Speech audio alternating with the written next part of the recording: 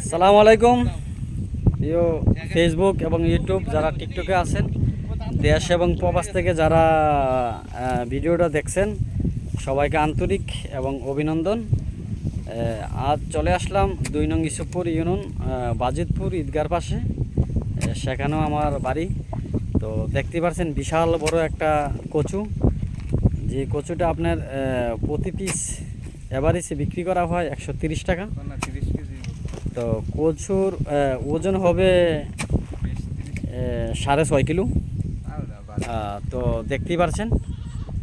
তো মোটামুটি খলিল ভাই, মাংস থাকতে কচু কেন? গরু মাংস দিয়ে ভাগ করবো ওই কারণে কচু। আচ্ছা, গরু মাংস দিয়ে খাইতে তো আমি একজন বাহারান প্রবাসী। আমরা বাহারানের কচুটা বাংলা টাকার 500 টাকাতে কিনা খাই, 500 বা 450 টাকার মতন পড়ে। তো এই কচু খুবই সুস্বাদু, কারণ আপনি 1 কেজি 2 কেজি আপেল খাইয়া যে ভিটামিন হবে, তো ডক্টরের কাছে গেলে বলে যে শুধু কচুর যে ডাকবাড়ি আছে, শুধু ডাকবাড়ির দামই আপনার 4-5 কেজি আপেলের ভিটামিন আছে। আর কচুটা তো বাদই দিলাম। তো কচু একটি সুস্বাদু, এটা খাওয়ায় খুবই টেস্ট। আর কচুর নাম হচ্ছে বিন্নি কচু। দেখায় খুব আকর্ষণ, যেরকম খাওয়ায়ও খুব সেরকম স্বাদ। তো দেখতেই পাচ্ছেন একটা বিশাল আকারে বড় কচু।